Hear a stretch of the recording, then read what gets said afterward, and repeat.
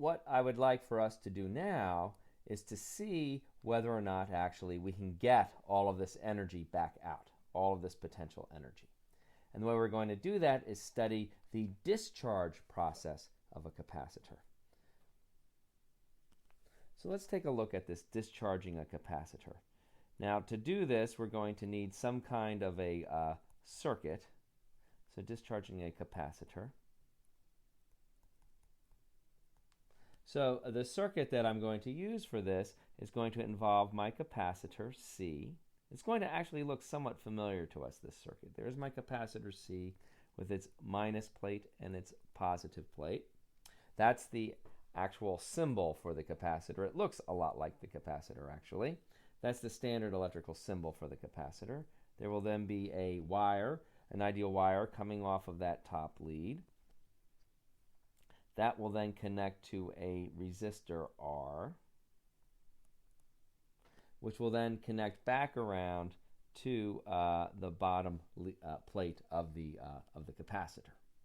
Now, to characterize this, we're going to say that the amount of charge on our capacitor, Q, is going to be some function of time t, and we're going to start out so that at time t equals 0, at the very beginning of this discharge process, we have a known amount of charge on our capacitor, which I will call Q sub naught. Now, what we'd like to do is see what happens when we connect up our charged capacitor into a circuit like this. As you might imagine, all of those positive charges on the top plate of that capacitor hate being near each other, so as soon as we wire it up through the resistor like this, charges are going to want to start to flow off of the top of that capacitor and across this wire here at a rate I corresponding to the amount of charge per unit time that wants to leave the capacitor. That current I then we can see through Kirchhoff's laws is going to then also be traveling downwards through this resistor, where we know then energy is going to be dissipated. And that current finally then, of course, comes back around through the circuit via Kirchhoff's laws and will eventually find its way with those positive charges going to the minus side of the capacitor, eventually bringing those plates into a neutral condition, completely discharging the capacitor. So our goal then is to see whether or not all of the energy that's stored in this capacitor we can eventually get back out through the load on this resistor, maybe in the form of heat, or if it were a light bulb, it could be some light, or whatever it might be. We just want to make sure that every bit of energy that we expend as we're discharging this capacitor, when we add it all up, it corresponds to the potential energy stored in that capacitor. Now, to carry out a complex analysis like this, of course, we always need to have some kind of a plan in mind. So here, oops, I lost my current I flowing over here. So here's the plan then. The first thing we want to do is to determine how much current is flowing through this circuit at any given time. So our plan is to find the current I, which clearly will depend on time t. At the end of the discharge process, there will be no more potential associated with this capacitor, and the current will have stopped. So it should be some kind of a function of time t, and we're going to find that by actually solving the circuit, much like we do for resistor circuits. But as we'll see, it's a little bit more complicated now for this type of a circuit element. Then, once we know the current, our goal then is to determine the power or the total energy that's dissipated in this resistor. So we're going to calculate the energy that we're getting out of the capacitor, perhaps in the form of heat or light. And the way we're going to do that is we are going to work through the quantity that we've defined previously, the power that's coming out of our circuit. Now, you will recall that power has units of energy per unit time. So we have to take the power that we find at each time t, multiply it by each little time interval dt, and then add up all of those energies per time times time, add them all up in order to find the total power out. And our great hope then, if all of this energy storage idea is going to work, is that we will be able to get out of this arrangement all the energy that we originally put in. The energy we put in, recall, to charge the capacitor was Q squared on 2C. So that's what I'm hoping to find at the final end of this discharge process. Very well. So let's see how this analysis proceeds. Our goal then is to solve this circuit.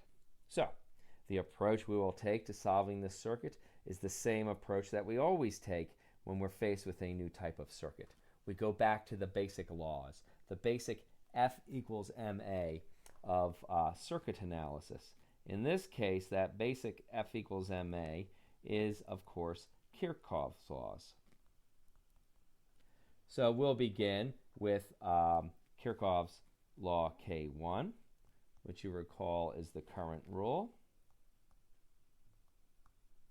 And to help us as we carry out this analysis, let's make a little sketch of our circuit again. So I've got my two plates, plus and minus, currently carrying a charge Q. I have a current I then flowing out of my capacitor and through my resistor R. I'm anticipating now, when I think about the flow of the current, I'm anticipating, so my initial guess, my conventional sign for the current, then is that the current will be positive if it's flowing in this direction. If I'm wrong, well, that's okay. I'll just get a minus sign for the current as long as I'm consistent with everything. And now if this is my presumed direction of current, the current rule tells me that whatever current flows off of the top of this capacitor has to match the current then, for instance, leaving this junction point. So that means that same current coming off the top of the capacitor has to be the current I that's going to be flowing down through my resistor. And that same current I then, of course, flows back around to the bottom of the capacitor. The point of that analysis first is to identify what all the currents are, and also to identify their presumed direction of flow, which I'm going to need then to carry out K2, which is Kirchhoff's voltage or his loop rule. When I carry out the loop rule, I'm going to need to know the signs I should associate with each of these circuit elements. Now for the resistive element, I know the upstream side and the downstream side. And the upstream side we always label as a plus, and the downstream side as a minus. And so now let's begin to carry out our analysis. To do this, what I will do is I will pick a starting point. I will call this here X. And then I could go any way around this loop just for a little variety. Let's go kind of backwards relative to the way that the current flows. It turns out that you can do your Kirchhoff loop in any direction that you want, as long as, again, you are consistent with your signs. It's not necessary for it to go in the direction of the current. They're really independent mathematical quantities. So we're going to go this way, opposite the way we think the current might be flowing. So when we go this way, we write down the loop rule, and the loop rule says that you get 0 if you come back to the point where you started. And going along this way from X, I'm going through an ideal wire, so there's no resistance, so there's no I don't have to account for that. There's no change in potential. But then I'm going upstream here through the resistor, counter to the natural direction of the flow. I'm going from the minus side to the plus side, so that will be either a plus or a minus I times R. But again, because I'm going upstream, I know the particular choice I should take is the plus choice. Continuing then around my loop, looking at for voltage changes, I'm going through an ideal wire. There's no resistance, so there's no change there. Now we come to the question of a capacitor. This is the first time we're coming across the capacitor. It helps for us, remember, in order to decide if we're going upstream or downstream, to have an idea of which way the electric field is pointing. Well, in the capacitor, as you know, when I'm below a positive plate, right, the force on a positive test charge would be in the downward direction. So the electric field in here actually is always pointing straight down. So you can see as I go around my loop in this direction through the capacitor, I'm going downstream. I'm following the direction of the electric field. So in that case, I end up with the negative choice in sign.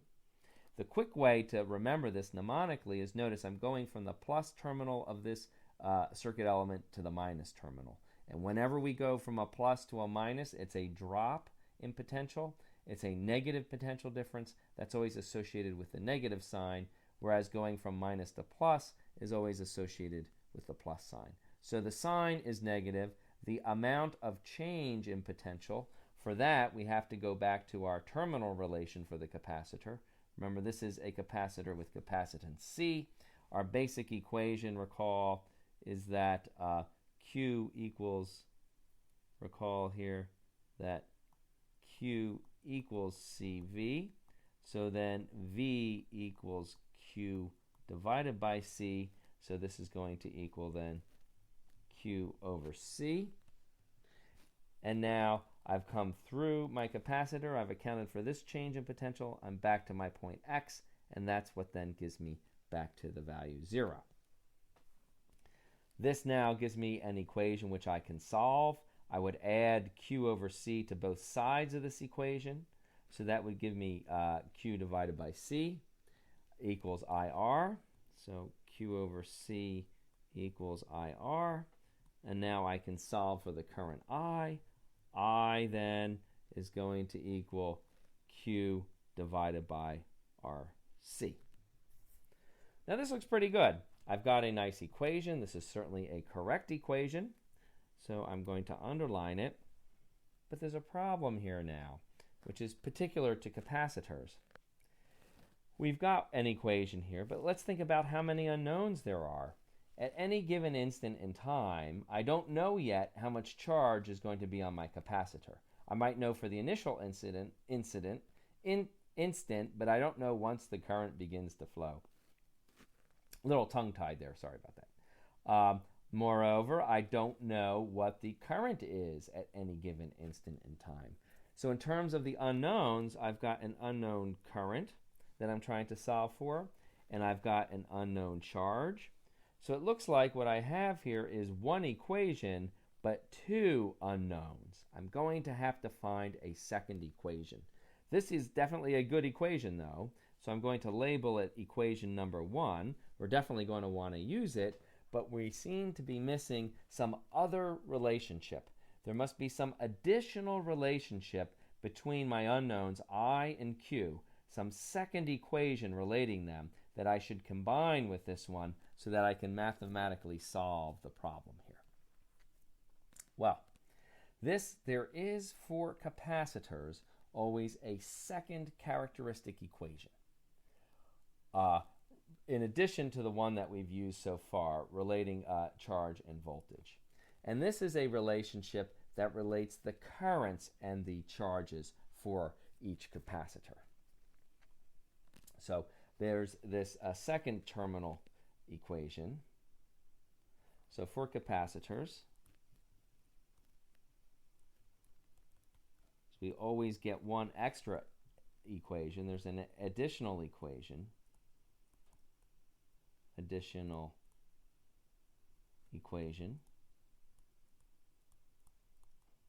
For each capacitor.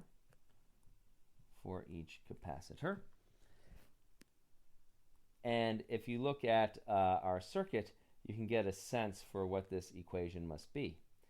The current, remember, is the rate at which charge is flowing. So if I have a current I flowing like this, it's telling me how quickly the charge on this capacitor is changing. That's the very definition of current. So the current flowing in or off of a capacitor always is related to the rate of change of charge. That's charge per unit time. The one thing we always have to be careful of, though, are our signs. This can either be plus or minus, depending upon the sign conventions you've chosen for your current or for your charge. Now, here I've written things out for a finite time interval. Of course, usually we're talking about instantaneous currents, so then this becomes a derivative. But the question at play for us is to always write it as a plus or minus until we can determine the sign. Now let's look at our circuit. That's the only way to make your sign conventions consistent.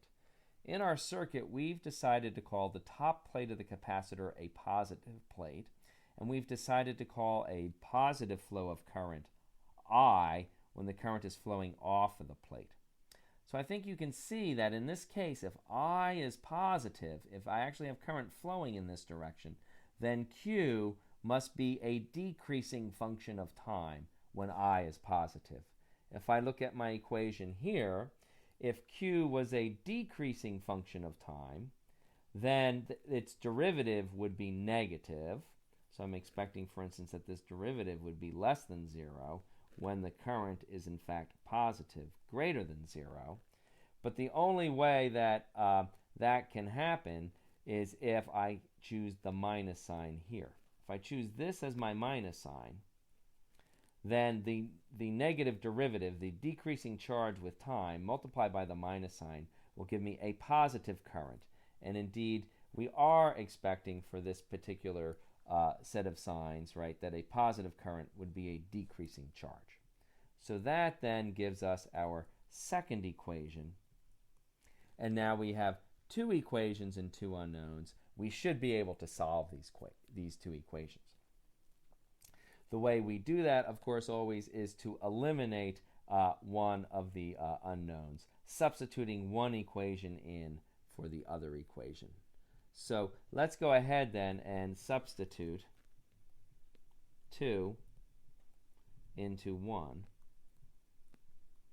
And when I do that, I have I on the left-hand side of 1, so I'm going to substitute in minus dq dt for I. So I have the time derivative of the charge on the capacitor, which is the current with the minus sign, is going to equal Q over RC. So now you'll notice I have an equation that I can solve. I have one equation here, but now if I look at my unknowns, I have just one unknown, Q.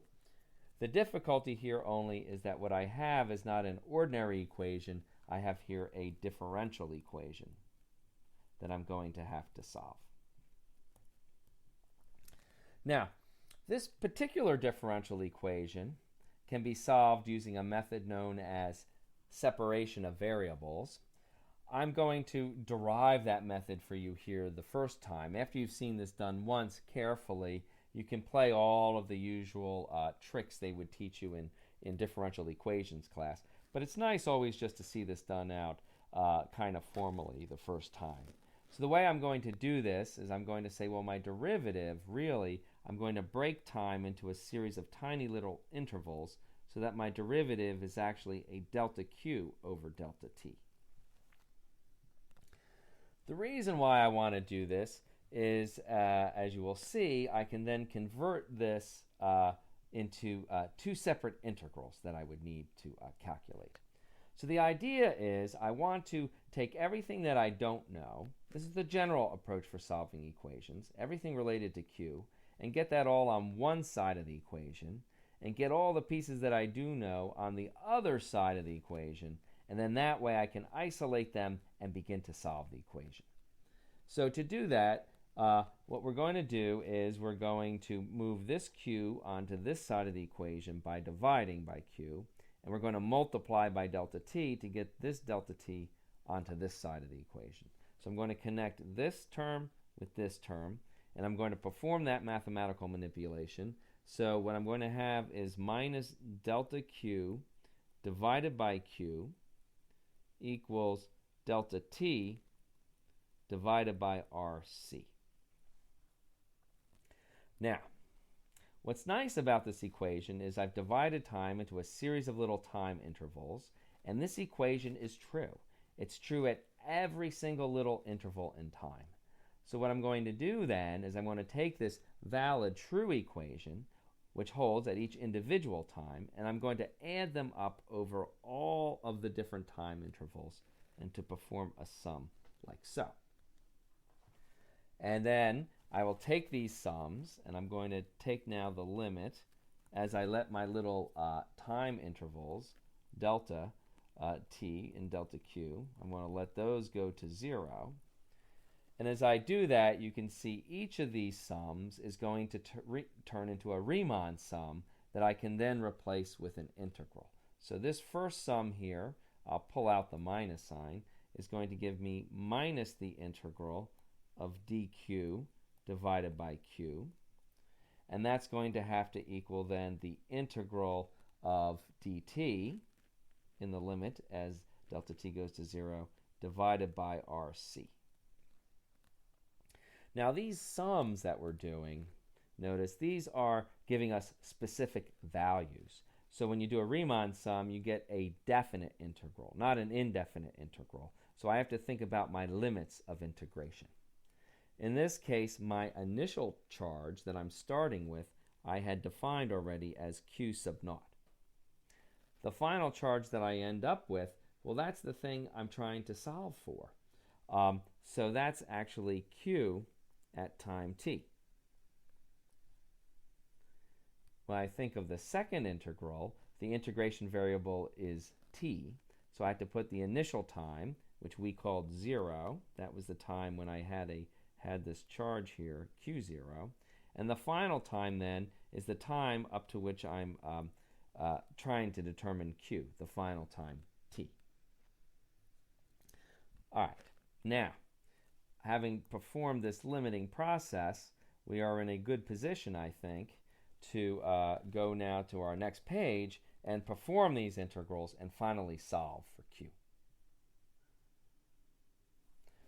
So when I go ahead and perform this integral, we should recognize this as the logarithm. So this gives me log of q evaluated between q0 and q of t. The second integral here is pretty easy. RC is just a constant, so I can pull out 1 over RC. Those are just constants. So I'll have 1 over RC. And the integral of dt, well, that's just t. And I have to evaluate that then between t and 0. Now, continuing along, the left-hand side here will give me minus log of q of t. Here I'll factor out my minus sign. Minus log of q0. And then that is going to equal 1 over rc times sticking in t and then sticking in 0. And now I think we're ready to try to solve this equation. Now it's just algebra. The 0, of course, I can ignore. I can cancel that out. I've got a minus sign on this side of the equation. I want to solve for q, so I might as well get this minus sign onto the other side of the equation. So I'll multiply both sides by minus 1. That becomes a plus. That becomes a minus.